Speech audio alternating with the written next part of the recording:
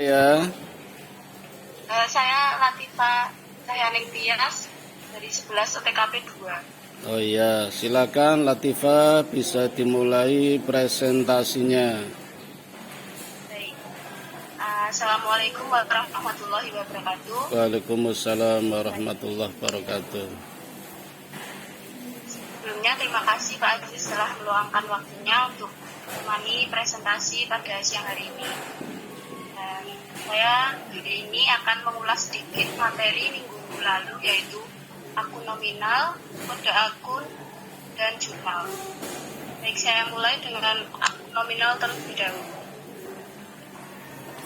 Akun nominal atau akun sementara yaitu akun yang disajikan dalam laporan laba rugi. Akun nominal terbagi menjadi dua kelompok, yaitu pendapatan dan beban. Pendapatan itu sendiri dibagi menjadi dua. Yang pertama, pendapatan usaha. Pendapatan usaha yaitu pendapatan yang berhubungan dengan kegiatan usaha. Contoh, pendapatan jasa, sewa, iklan, dan penjualan. Dan pendapatan yang kedua yaitu pendapatan di luar usaha, yaitu pendapatan yang tidak berhubungan dengan kegiatan usaha. Contoh, pendapatan biaya, pendapatan komisi, pendapatan lain-lain. Dan selanjutnya saya akan membahas tentang akun beban. Akun beban itu sendiri dibagi menjadi tiga. Yang pertama, beban usaha, yaitu pengorbanan yang langsung berhubungan dengan kegiatan usaha. Contoh, beban penjualan, iklan, beban sewa, toko, dan biaya asuransi. Yang kedua, beban administrasi usaha. Contoh, beban sewa kantor. Yang ketiga, beban di luar usaha. Pengorbanan yang tidak berhubungan dengan kegiatan pokok usaha. Contoh, beban bunga, dan lain-lain. Selanjutnya, saya akan membahas tentang kode akun.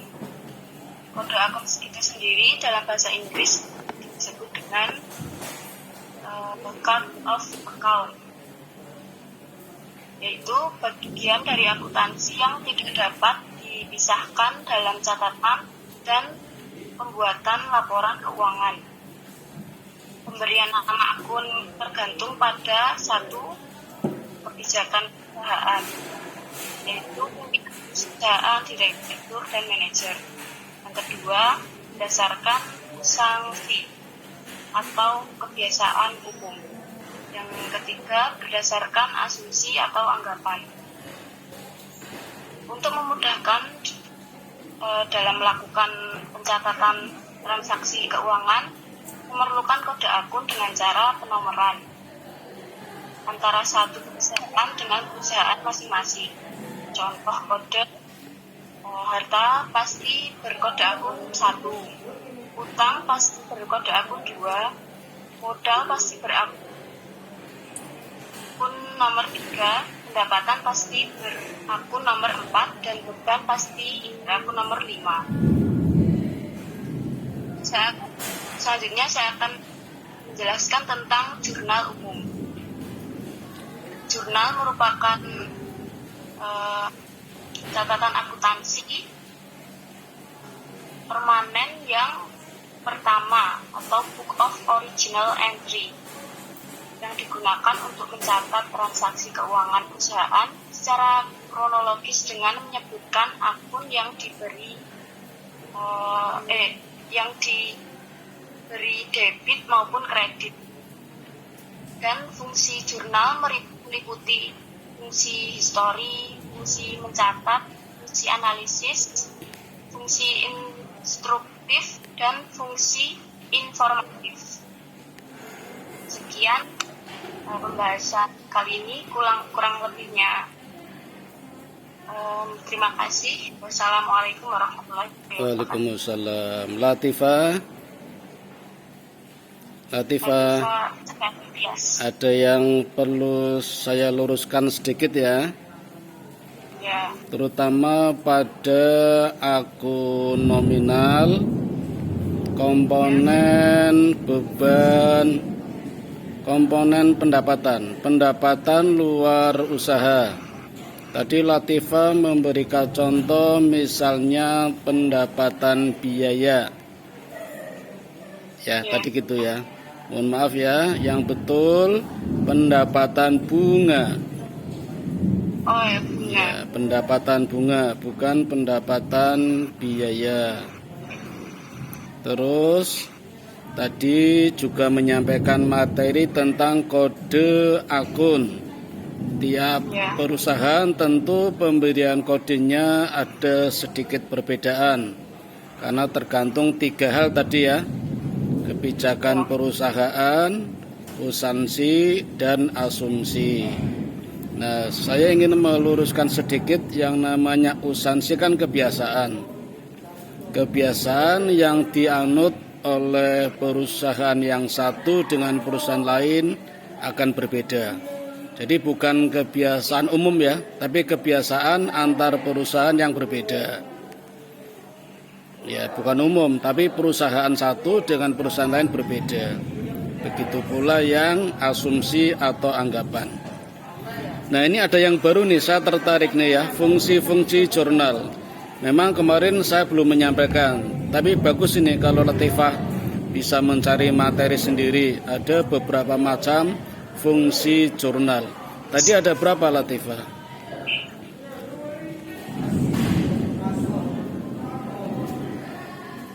Ada berapa tadi fungsi jurnal? Fungsinya ada 5. Apa saja? Fungsi story, fungsi mencatat, fungsi analisis, dan informatif. Ada 4 ya? 4 ya? 5 Pak. 5. Yang satu apa? Informatif.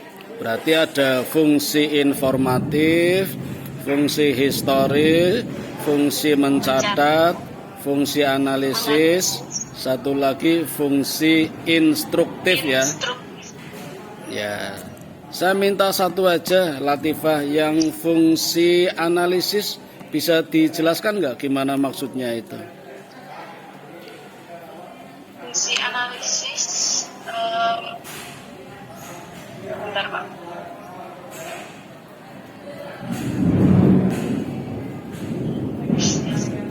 Maaf Pak, belum saya Ya, nggak catat apa-apa. keseluruhan. Ya, nggak usah dicatat, nggak apa-apa. Dipahami saja. Fungsi analisis artinya bahwa setiap transaksi yang akan dicatatkan ke dalam jurnal terlebih dahulu harus dianalisis dulu, termasuk akun apa yang terpengaruh, harta, utang, modal, pendapatan, atau beban. Terus pengaruhnya bertambah atau berkurang. Setelah tahu bertambah atau berkurang, nanti dicatat di dalam kolom debit atau kredit nominalnya berapa.